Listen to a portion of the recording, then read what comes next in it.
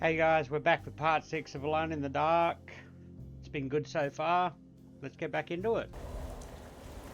Right. Oh, here we go.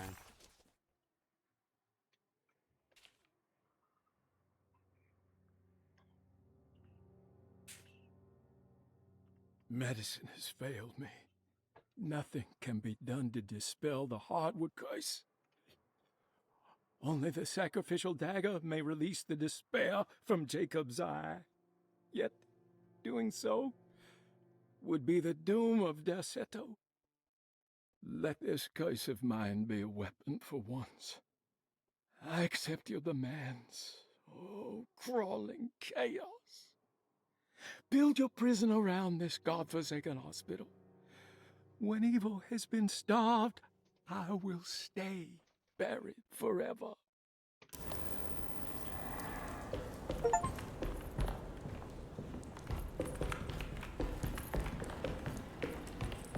Just what this evening needed.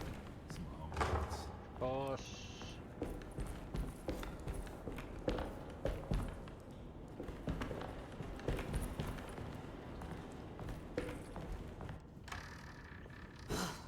Got to be around here somewhere. He wouldn't leave this house. I don't know what to think anymore. You run into that detective fella? Who is he? Can he be trusted? I think he one of the good guys. Or you know, like us. Will he be all right with her coming? Praise the mother. He don't need to know about all that. Just help Just calm down. It ain't time yet. God, it hurts. As far as I can tell, Detective Comby seems to be solving problems, not causing them. Just be ready in case he starts anything.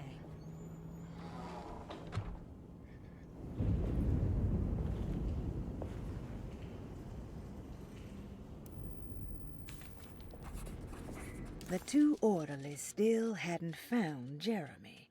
Conby figured this was good news. Emily had reminded him about some strange deaths at Derceto, and Conby wasn't sure who he could trust.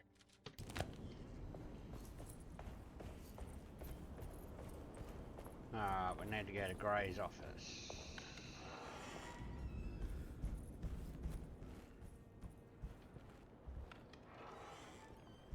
Where are we? Christ, what the hell was that?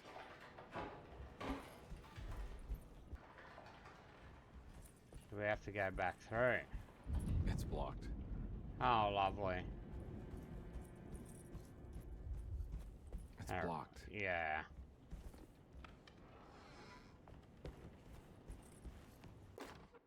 Lunacy and the Astarte Artist Colony, a monograph by Yael Klein. In early 1909, the old Derceto plantation outside of New Orleans was turned into an artist's colony. 3 famous European artists rented the house and the surrounding land from the owner, the Ledoux family. The colony was chiefly run by Sebastian Cortez, who was playfully dubbed the captain by his collaborators, William Arges and Heinrich Kassel. The colony existed for 6 years, until one day all 12 members disappeared without a trace. It is widely believed that their disappearance is connected to the disastrous hurricane that passed through on September 29, 1915, but nothing truly supports this claim. What is known is their frequent participation in New Orleans nightlife, their love for hosting parties, and their elaborate contributions to the Mardi Gras parades as the Pirates of Pontchartrain. Accounts of their lifestyle can be found in almost every gossip column. It can effectively be summed up as carefree and bohemian. In late June 1909, the name Astarte first appeared in the newspapers. Cortez said the name came to him as he was painting. There is never any claim to knowing about the ancient Phoenician fertility goddess with the same name before this time. His fellow colonist Heinrich Kassel did know, because he later produced sculptures that show clear references to ancient idols of the goddess. It's impossible to know for sure how this name suddenly made an appearance, but it is interesting because of Derceto's history.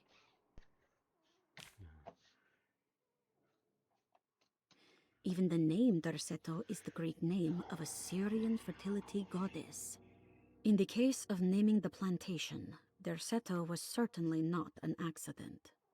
We know that Elijah Pickford intended to build a temple for his cult, for he had distributed pamphlets 2 years prior to the purchase of the land, advertising his intentions.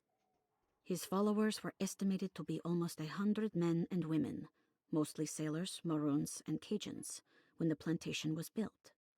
To outsiders, Derceto registered as an ordinary slave plantation, which enabled Pickford and his flock to remain hidden for decades. The official story is that the cult lasted until 1862, when the Union Army came and burned down the plantation and scattered all who lived there. Following the Civil War, new people started to congregate in the ruins of Derceto to invent a new fertility goddess, the Shub-Niggurath. As much as Derceto is a particular name to have heard of, it's not entirely uncommon among the learned. Astarte is equally known and could have been subconsciously chosen by well-read artists. Shub-Niggurath is, on the other hand, very uncommon. Almost impossible that anyone in Louisiana would have heard that name. The name is referenced only in rare books like Unaussprechlichen Kulten and the Necronomicon, and is believed to be a bastardization of Arabic words meaning pertaining to the dark young. The few paragraphs printed on the goddess are so upsetting that no one in their right mind would want to build a religion resting on such qualities. The Shub-Niggurath cult was hard to get rid of, but it is believed that despite the police jailing and killing several cultists over the years, the main culprit in the cult's demise is the cult itself, which seems to line up with every instance of cult activity on Derceto's grounds. When Captain J.W. Norton of the Union Army arrived, he described the people at Derceto as malnourished and maniacal. As much as the army tried to save them, they fought back with fervor, as if nothing was going to stop them from slowly destroying themselves. While the disappearance of the Astarte artist colony remains a mystery, the recurring motif seems to suggest that their fate involved lunacy and a hunger for self-sacrifice to that fertility goddess with 1,000 names. Okay.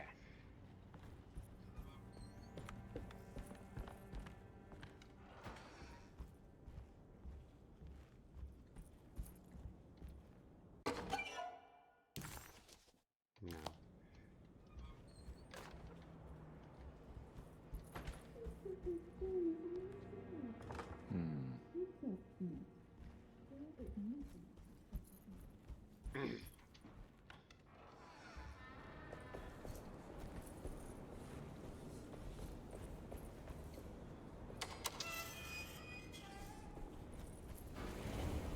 So, yeah, ladder's still there, so that's good.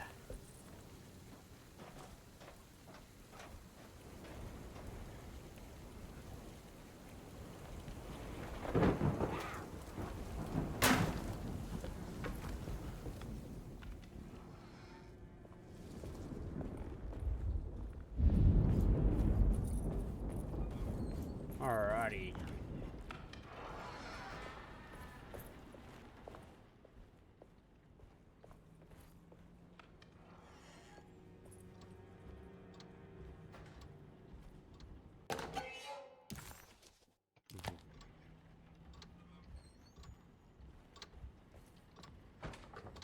Nice, so...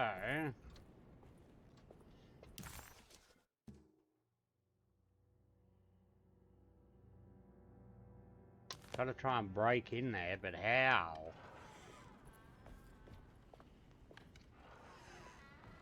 There must be a spare key to Dr. Gray's office in here. I need the key.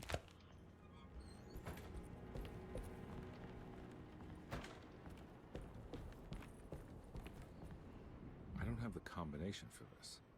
Or maybe Jeremy.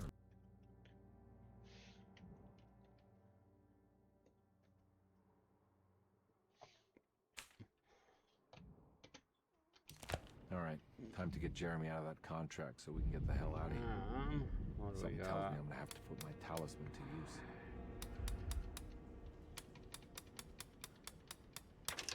It worked. There you go. There it is. Ooh. The last guest in the empty room suffered from severe maladaptation.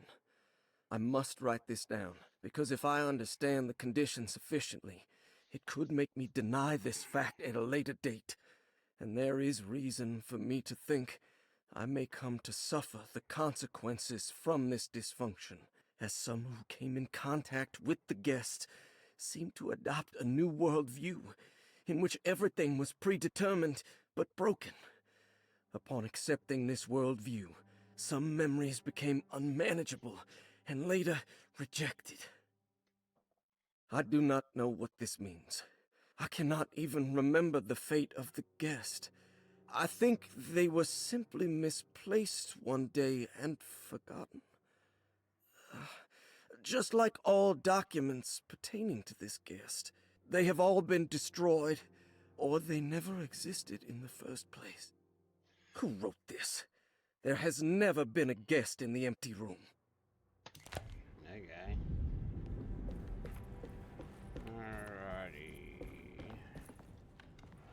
Alrighty.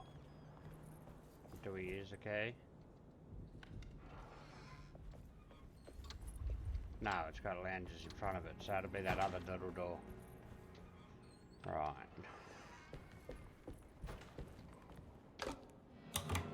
There we go. Dr. Gray was somehow mixed up in this business with the Dark Man, Detective Conway decided. He had to be. Either Dr. Gray was using the idea of the Dark Man to manipulate and torture Jeremy, or the Dark Man was an actual powerful being possessing Jeremy. And in that case, Dr. Gray was simply a stooge. Maybe both could be true at once. Conby felt his mind racing in all directions. No matter what, he had to find a way to break the pact. That was what Jeremy said was needed. It didn't even matter what was true or not. If Jeremy wouldn't leave Derceto before the contract was broken, then Conby had to make it happen. He just wished the steps on the contract made a little more sense. Dr. Gray's office, all to myself. Let's see if... I have finished tidying up Miss Beauregard's belongings. I will leave it to you to contact her agent and have them collect her things. I found one of Grace's drawings she might want back, along with this key in her room, which I believe you've been looking for. Mrs. Thompson. Okay. Finally. Guy out. McCarthy's, so it's okay. This is where McCarthy has hidden my favorite young. It's very important. Okay. Stairwell key. Dearest Dr. Manzetti, I find myself in a losing battle with my patient. As I've disclosed in my previous letter, his delusions have him completely captured. It's bad enough that he is torturing himself with paranoia, but his madness turns out to be quite persuasive to others, effectively laying the ground for mass delusion. I am writing to you in hope that you can give me some guidance. Beyond my ambition to avoid devastating surgery on my patient, I have grown worried about my own defenses. The words of my patient are deranged, yet they often resonate with something primitive within me. I have tried photographing his brain with X-rays. It was surprisingly difficult to get good results. Dark blotches on the plates kept obscuring all details. My patient looked at the bad plates and cried out in terror, telling me the dark areas was the shadow of the worm, eating him from inside. I could not see anything out of the ordinary. I hope this is a sign that my mind is not as receptive to the madness as I had feared. After further inquiry, my patient described the shadows inside his mind as some kind of chthonic monstrosity that wants to undermine his sanctuary. This is clearly a reference to a place he calls Teroea, a sort of library or convent that works as a psychological haven. With this imaginary haven threatened by this Chthonian, he has now constructed another, less pleasant hiding spot. Lately, he has been bringing up a metaphor of a steamboat that has run aground, that he feels like he needs to start the engines and reverse, but he is afraid that the hole in the hull would cause the whole ship to sink. I've been watching him turn this metaphor into reality for the last week. He knows it's made up, but he is doubling down, trying to make it a real memory. I feel certain that this is my chance to break through the barriers of his self-deceit. Okay.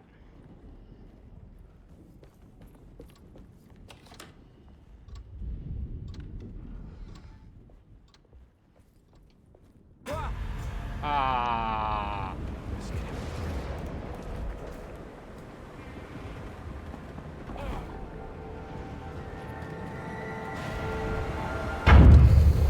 Jesus. What the hell? Dex.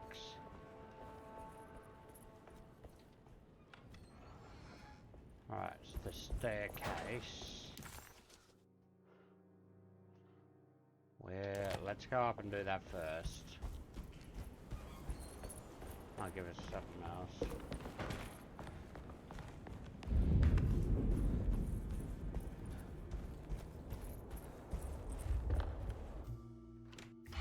Oh, okay.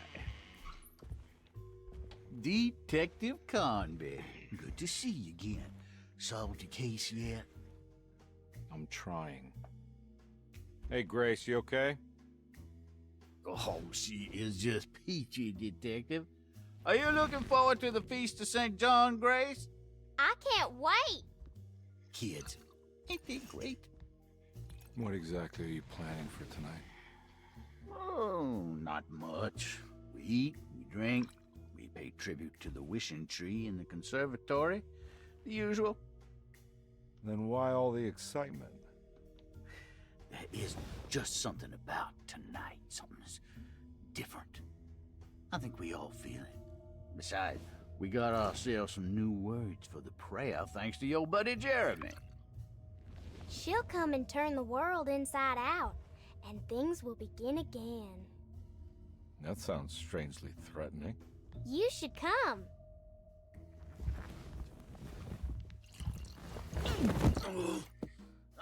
God damn it, Grace. Stay put for once. Okay.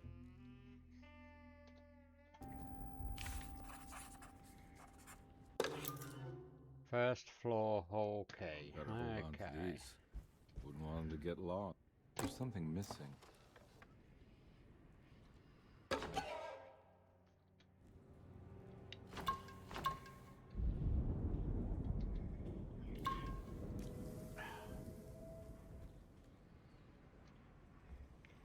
Now, wasn't there something? McCarthy's pirate treasure.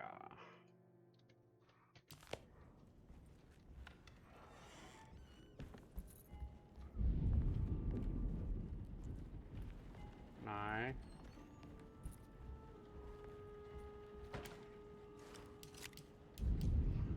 Okay, we need more drawings. Okay.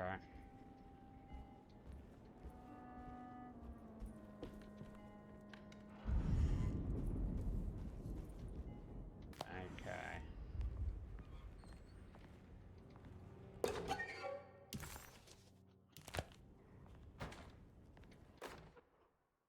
Jeremy knew that the only one who could help him now was the guest in room number 3. The room seemed to have been empty for so long, but that wasn't allowed to be true. The story needed to be different, to include something from the outside. He would bring the guest back to room 3 and show them what was in that safe. 913. But those were not the right numbers.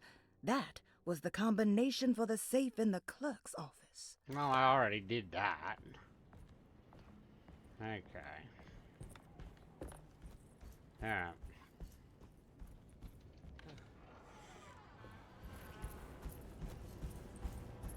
Let's go down here.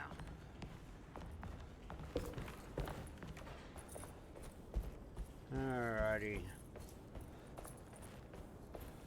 Yay! No, that one. No, that. Thank you. No, no.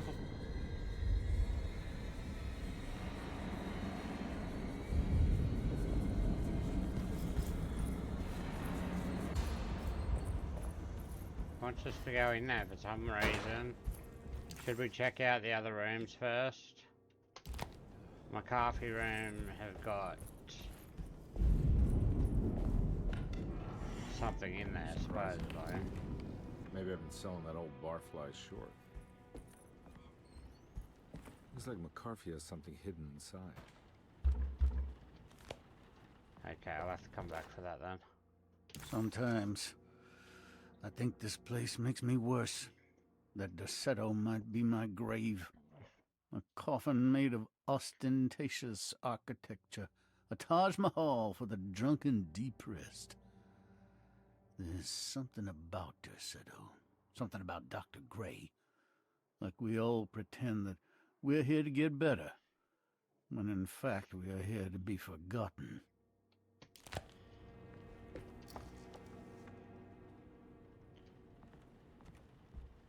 I need something to pry that open.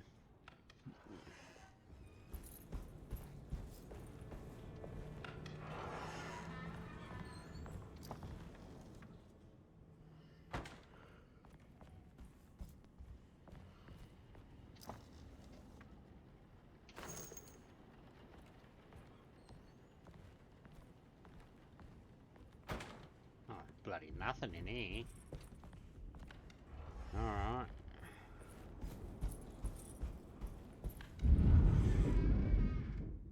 I don't want to go in there.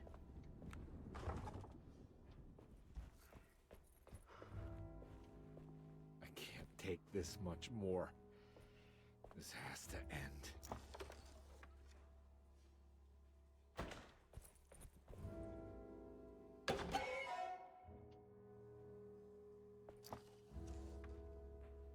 Okay. Is there anything over this side? No.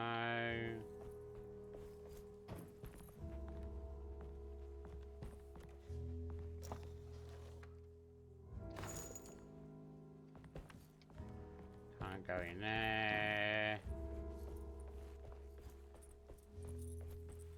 Or, oh, yeah.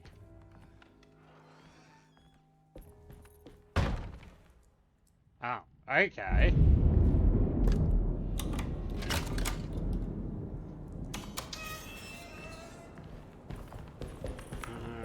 Alrighty. This doesn't look good. Doesn't, does it? Knocky.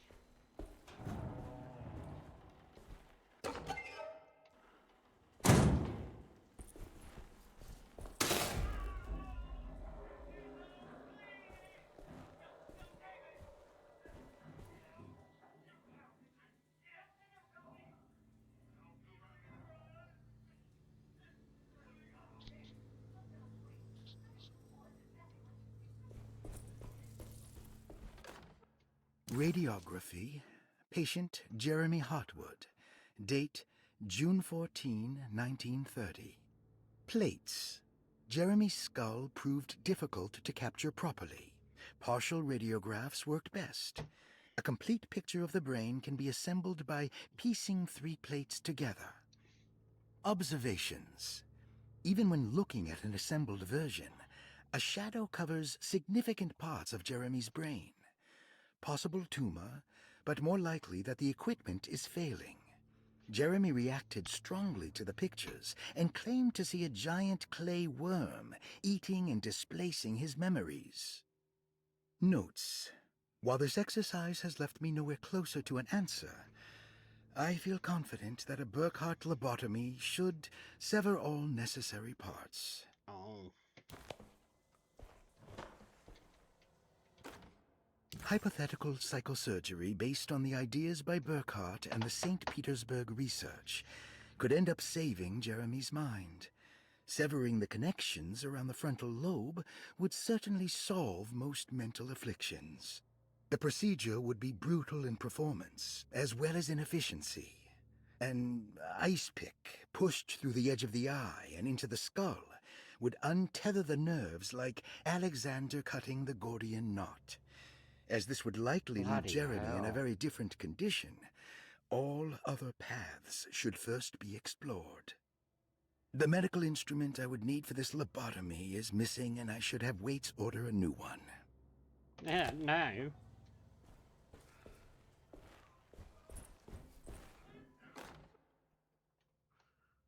Key item. Surgery room key. Electrical fuse, here we go.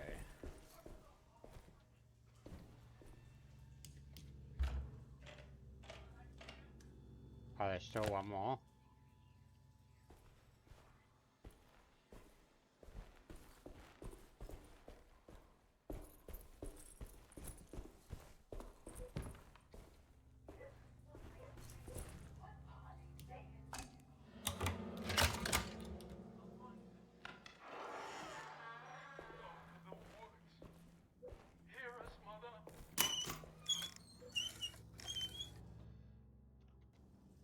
Don't mind that, do you?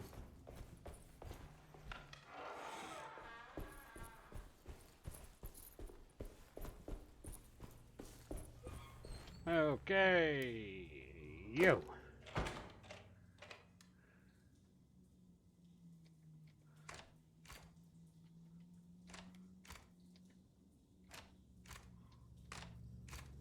Okay. That's better. Right. Oh, there's still more? Okay. Maybe in that other room. What's that? Nothing.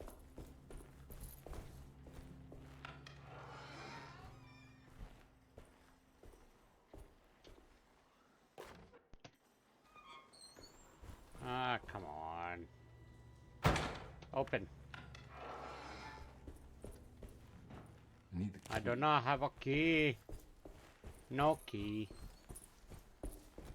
Alrighty, let's have a look.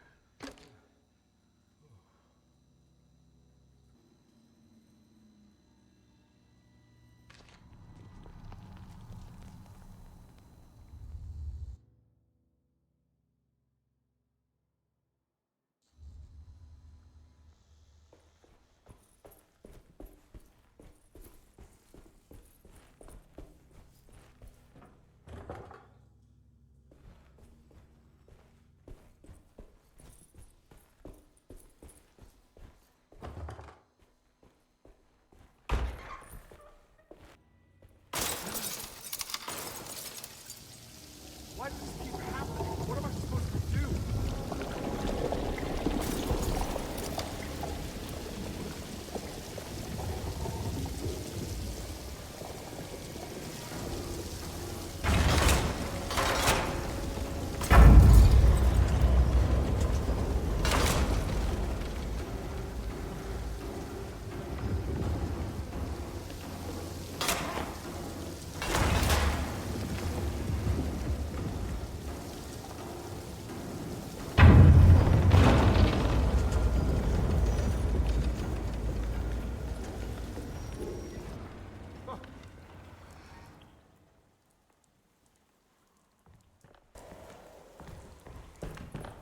And we're back here. Oh, perfect time to have a look around this place. Bloody ridiculous.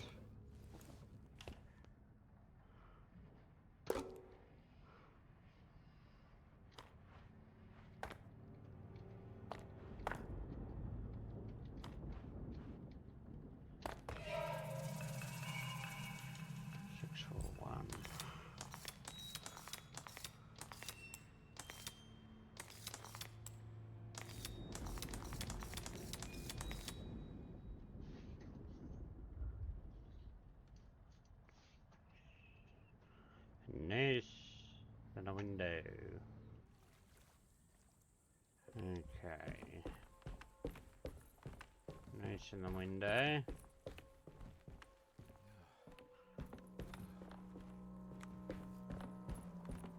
Okay.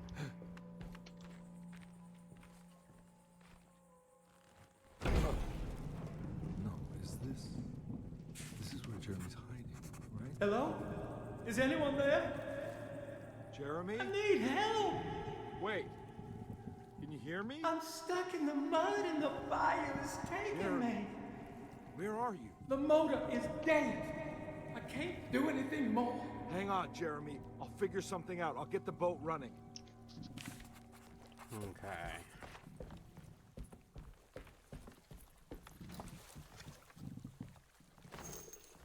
And there's bullets.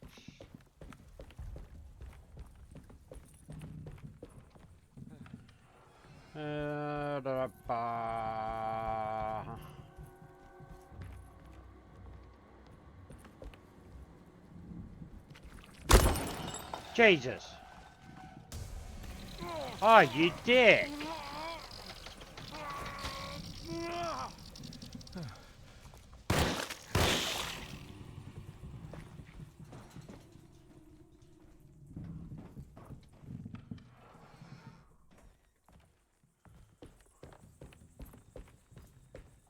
The boat's wedged itself right into the bayou. If I get the motor started, I could try reversing back into the river. Can ya?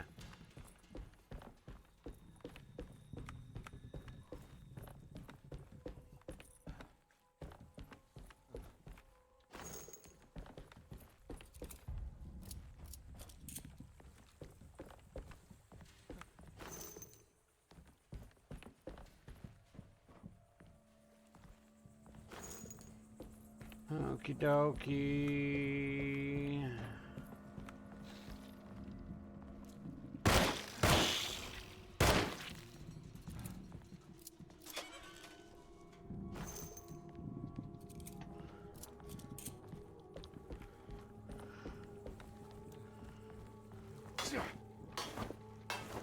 Alright, okay.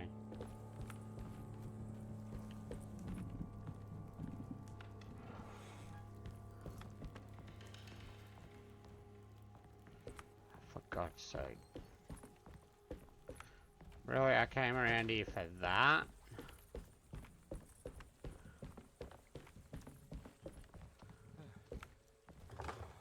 Ah.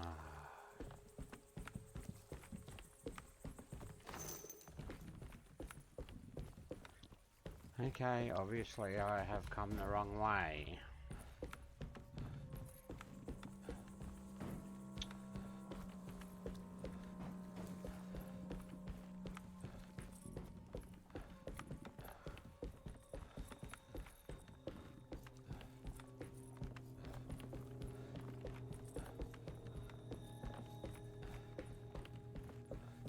Okay. Jeremy, where are you? Broken compass.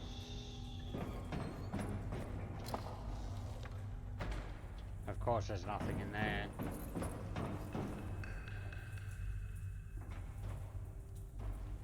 Well, okay. Oh, that's not gonna work.